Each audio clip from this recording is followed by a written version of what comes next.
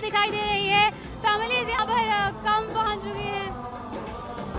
ये वीडियो 2016 का है और 2016 और 2017 में ये वीडियो बहुत वायरल रहा और इससे बहुत सारी चीज़ें जोड़ी गई। इसको मुख्तलिफ़ तरीक़े से सोशल मीडिया पर व्हाट्सएप ग्रुप्स में पेश किया गया। इसकी हकीकत क्या है ये इस वीडियो में मैं बताने की कोशिश करूँगी। 3 सितंबर 2016 को पाकिस्तान तहरीक इंसाफ की रैली थी जिसमें क्रेन से रिपोर्टिंग करते हुए एक लड़की नीचे जा गिरी थी और वो लड़की थी मैं।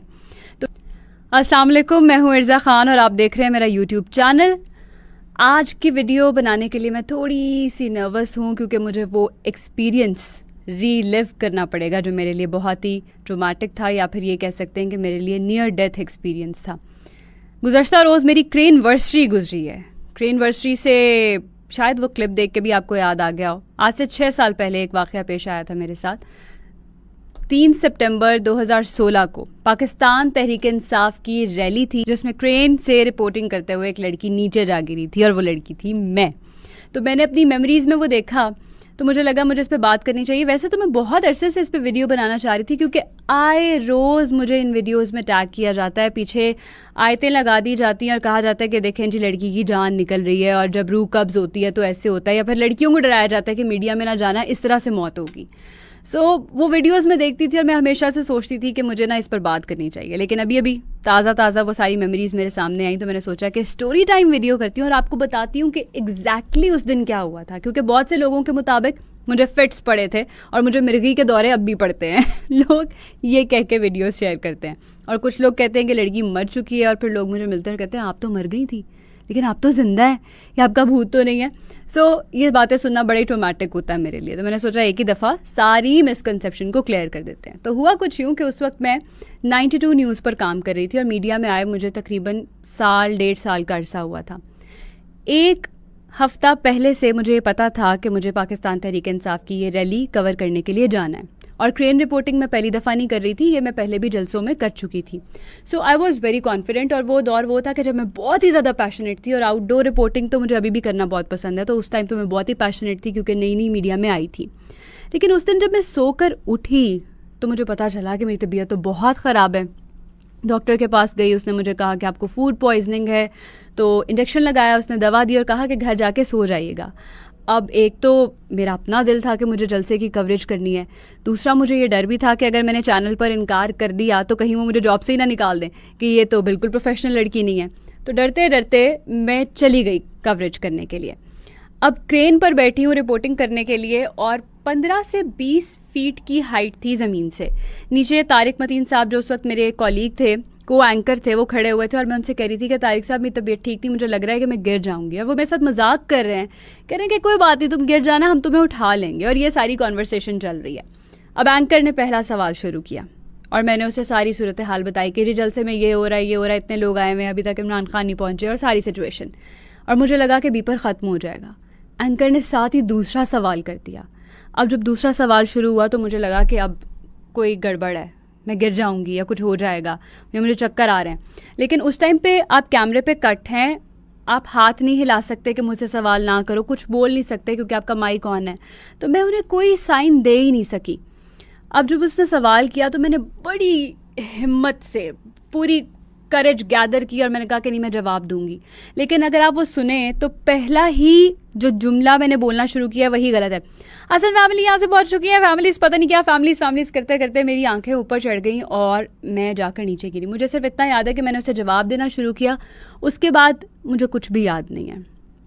फिर मेरी आंखें खुलती हैं कि जब मुझे एम्बुलेंस में लेके जा रहे हैं और बहुत सारे कैमरामैन और रिपोर्टर माइक लेके और कैमराज लेके इस तरह मेरे ऊपर हैं और पूछ रहे हैं आपको क्या हुआ, और मैं चीख रही हूँ क्योंकि उस टाइम पर मुझे ऐसा लग रहा था कि या तो मेरी रीढ़ की हड्डी फ्रैक्चर हो गई है, या मैं कभी दोबारा चल नहीं सकूँगी, या मेरा सर फट गया है, क्योंकि उस वक्त मेरी बॉडी बिल्कुल सुन्न हो चुकी थी। मुझे कुछ महसूस नहीं हो रहा था, ना मैं अपने हाथ फील कर पा रही थी, ना मैं अपने पैर फील कर पा रही थी, मेरी पूरी बॉडी सुन्न थी।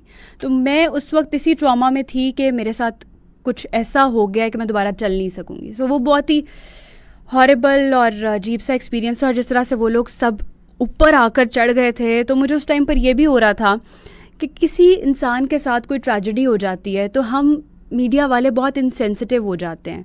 हम नहीं सोचते कि अगला बंदा किस मुश्किल में है और उसके जहन में क्या चल रहा है। हम सिर्फ अपनी ख़बर के लिए उसको इतना परेशान कर रहे होते हैं। उस दिन मैंने पहली बार ये चीज़ रियलाइज़ की जिसने मुझे बाद में बहुत सेंसिटिव कर दिया। अगर ऐसा कोई मामला होता था या कभी इस तरह किसी शख्स का बीपर लेना पड़ जाता था तो मैं कोशिश करती थी कि उससे ऐसे सवाल ना करूं कि जिससे उसे दुख हो या तकलीफ़ पहुंचे। फिर मुझे याद है कि माल रोड से गंगाराम हॉस्पिटल जाने तक 5 से 10 मिनट का जो रास्ता है वो आधे घंटे का हो गया था, क्योंकि वहाँ पर इतना रश था, रैली की वजह से रास्ते सारे बंद थे।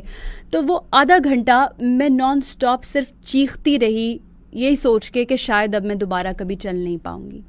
लेकिन अल्लाह का लाख लाख लाख शुक्र है, मैं समझती हूँ कि कोई मौजज़ा था या दुआएं थीं लोगों की, मेरी फैमिली की मेरे साथ, कि मुझे कुछ भी नहीं हुआ। बहुत सारे लोग कहते हैं कि तुम्हारे साथ कोई गार्डियन एंजल है जिसने तुम्हें प्रोटेक्ट किया, और मुझे लगता है कि बिल्कुल ठीक बात है, क्योंकि when I reached hospital doctors ने मुझे चेक किया तो उन्होंने कहा कि आपके जिस्म पर एक खराश भी नहीं आई है, जबकि वो 15 से 20 फीट की हाइट थी। और खुदा न खास्ते मैंने उस वक्त गले में दुपट्टा लिया हुआ था, गिरते हुए वो दुपट्टा रोल हो जाता, मेरे गले के गिर्द कस जाता या उसमें फंस जाता क्रेन में, या वो माइक की तार मेरे गले में अटक जाती, या खुदा न खास्ता कुछ हो जाता है। ऐसा कुछ भी नहीं हुआ। मैंने बहुत अल्लाह का शुक्र अदा किया और डॉक्टर्स ने भी मुझे कहा कि अब बिल्कुल ठीक है, हमको कुछ भी नहीं हुआ मौजज़ाती तौर पे। और नेक्स्ट डे मैं काम पर गई और अगले दिन मैंने बुलेटिन्स किए।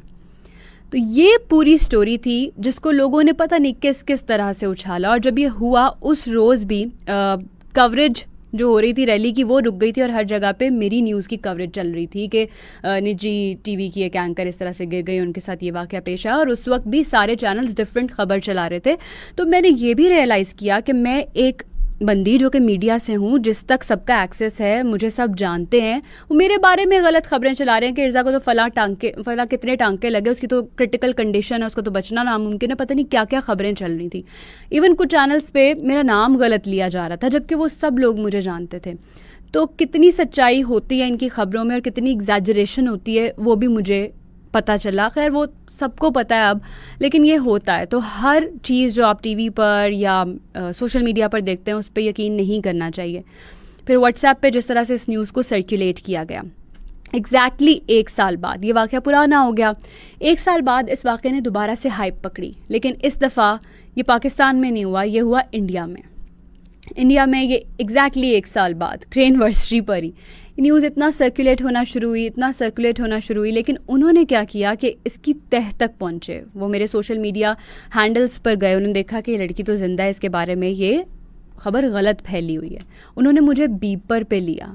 मुझे याद है इंडिया टीवी ने एग्जैक्टली 12 मिनट का पैकेज चलाया था मेरे ऊपर कि क्या वाक़या हुआ था और इस वक्त मैं कहाँ पर काम कर रही हूँ। एनडीटीवी ने भी मेरा लाइव बीपर लिया। तो उन्होंने इतनी तहकीक करके, प्रॉपर रिसर्च करके पैकेजेस बनाए, मेरे लाइव बीपर्स किए, जो बात मुझे बड़ी अच्छी लगी कि और सिर्फ ये पाकिस्तान या इंडिया में डिस्कस नहीं हुआ, सब कॉन्टिनेंट में डिस्कस नहीं हुआ, वर्ल्ड वाइड ये न्यूज़ डिस्कस हुई थी। लेकिन उसके बावजूद अब तक इस पे डिफरेंट तरह की न्यूज़ बनाई जाती हैं और उसको डिफरेंटली शेयर किया जाता है। वो मुझ तक पहुंचती भी हैं और मैं हंसती भी हूँ, टाल भी देती हूँ, बट लोग इनसेंसिटिव हो जाते हैं। एंड आई होप कि इस वीडियो के थ्रू मैंने बहुत सारे लोगों के मिसकनसेप्शंस क्लियर किए होंगे। हैशटैग इर्जा इज़ अलाइव भी उन दिनों में बहुत चला था, तो आज फिर कहूँगी हैशटैग इर्जा इज़ अलाइव, मैं ज़िंदा हूँ, मुझे मत मारें, मरने से पहले मौत तो बर हक के एक दिन आनी है, लेकिन अभी फ़िलहाल मैं ज़िंदा हूँ। तो आई होप आपके मिसकनसेप्शंस क्लियर हुए होंगे। And thank you so much for watching this video. Video को लाइक कीजिएगा, शेयर कीजिएगा और चैनल को सब्सक्राइब ज़रूर कीजिएगा।